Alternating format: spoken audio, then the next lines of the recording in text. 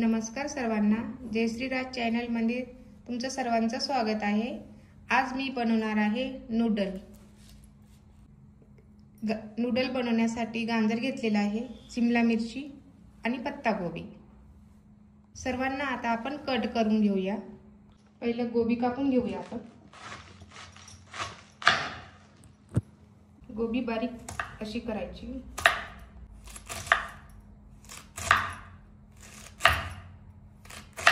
बघू शकता अशी छान पैकी गोबी कापणं झालेली आहे माझी। इथं बघू शकता मी इथं हिरव्या मिरच्या कापून घेतलेल्या आहे, शिमला मिरची कापून घेतलेली आहे, गाजर कापून घेतलेला आहे, इथं अद्रक कापून घेतलेला आहे आणि लसूण पण बारीक बारीक कापून घेतलेला आहे। चला आता आपण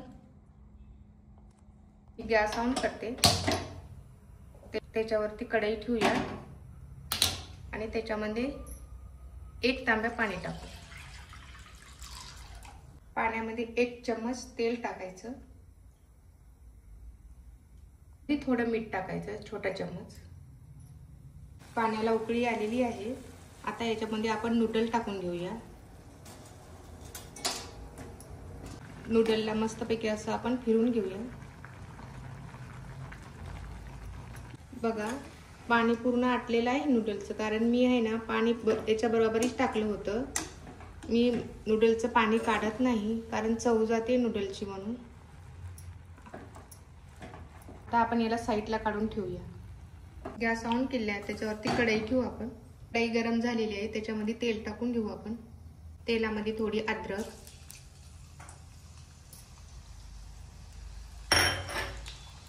थोडा लसूण, हिरवी मिरची परतून घ्यायचं आपण चांगली। शिमला मिरची, गाजर चांगलं परतून घेऊया आपण याला।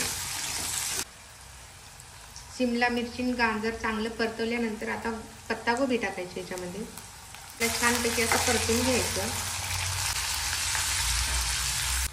टमाटा सॉस,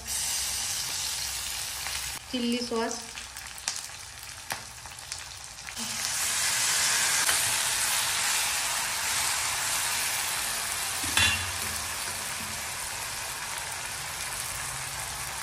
आता याच्यामध्ये नूडल टाकायचे आपण चांगलं परतवायचं। थोडा ब्लॅक पेपर, टेस्टिंग पावडर, याला सर्वाला परत मिक्स करायचं आपण। नूडल बनून तयार झालेले आहेत। नूडल आपले बनून तयार झालेले आहेत। असेच रेसिपी पाहण्यासाठी जय श्रीराज चॅनलला सबस्क्राइब करा, लाईक करा आणि शेअर करा।